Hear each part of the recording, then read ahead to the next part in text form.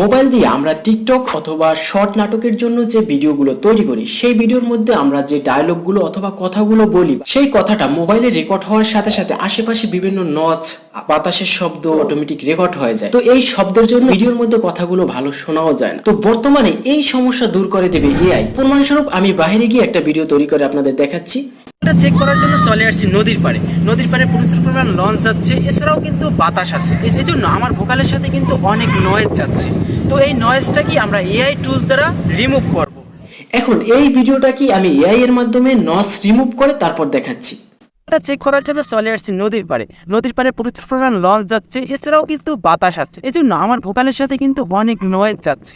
তো এই নয়েজটা কি আমরা এআই টুলস দ্বারা রিমুভ করব। দেখুন, দুইটার ভিডিওর মধ্যে অবশ্যই মোটামুটি পার্থক্য বুঝে গেছেন। তো এটা করার জন্য সরাসরি চলে যাবেন ক্রোম ব্রাউজারে। তো ক্রোম ব্রাউজারে গিয়ে সার্চ দিবেন পডকাস্ট অ্যাডোবি লিখে। তো সার্চ দেওয়ার পর এখানে কিন্তু অসংখ্য লিঙ্ক এসে যাবে। একটু নিচে যাবেন, একদম পডকাস্ট যে ওয়েবসাইটটি আছে এটার উপরে ক্লিক দেবেন। তো এখানে আমাদের একটা অ্যাকাউন্ট ক্রিয়েট করতে হবে। সেক্ষেত্রে অ্যাক্সেসের উপরে ক্লিক দেবেন, তারপর আপনার নাম, ইমেল অ্যাড্রেস এবং আপনার ভয়েসটা দিয়ে দেবেন। তারপর আপনার কান্ট্রিটা সিলেকশন করে দেবেন।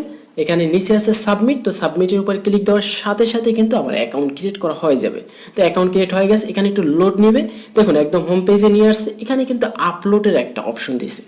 তো এখন এই আপলোডের উপরে ক্লিক দেবো। তো সরাসরি এখানে গ্যালারিতে নিয়ে যাবে। আপনি যে ভিডিওটার ব্যাকগ্রাউন্ডের নয়েজটা রিমুভ করতে চাচ্ছেন সেই ভিডিওটা এখানে সিলেকশন করে দিতে হবে। তো আমি সেই ভিডিওটা সিলেকশন করে দিলাম। আর এখানে শুধুমাত্র ভিডিও না, আপনি চাইলে আপনার অডিওটাও এখানে দিতে পারবেন। তো আমি দেখাবার জন্য এখানে ভিডিওটা সিলেকশন করে দিলাম। কিছুক্ষণ অপেক্ষা করার পরে এখানে অটোমেটিক কিন্তু এআই আমাদের এই অডিওটা তৈরি করে দিয়েছে। তো এখানে আমি এই অডিওটা নামিয়ে নিব। তো এখান থেকে নামিয়ে নিব।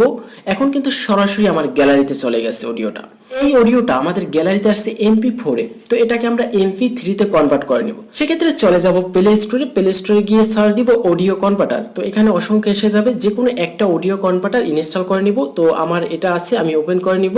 এখানে আমি ওই অডিওটা নিয়ে আসব। আনার পর এখানে আমি MP3 তে দিয়ে দেব। তারপর এখানে যে সেভ অপশন আছে, সেভের উপর ক্লিক দেওয়ার সাথে সাথে এটা কিন্তু গ্যালারিতে সেভ হয়ে যাবে। তো এখন আমার অডিওর কাজ করা শেষ। এখন আমাদের কাজ হচ্ছে ভিডিওর সাথে অডিওর যোগ করা।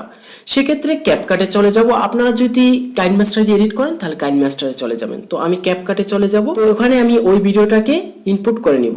তারপর এখানে যে সাউন্ড অপশন আছে এটার উপরে ক্লিক দিয়ে গ্যালারিতে গিয়ে আমি যে অডিওটা এখানে সেভ করছিলাম সেই অডিওটা এখানে নিয়ে আসব।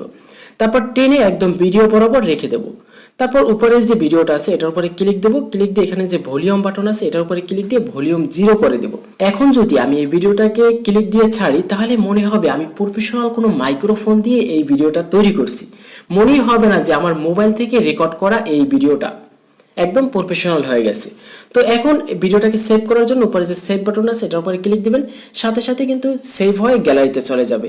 তারপর আপনি যে কোনো এডিট করতে পারেন এই ভিডিওটাকে। এভাবে চাইলে যারা মোবাইল দিয়ে কন্টেন্ট ক্রিয়েট করতেছেন তাদের ভোকালটাকে একদম প্রফেশনাল ভাবে তৈরি করতে পারবেন। সেক্ষেত্রে আপনার কোনো মাইক্রোফোন দরকার হবে না।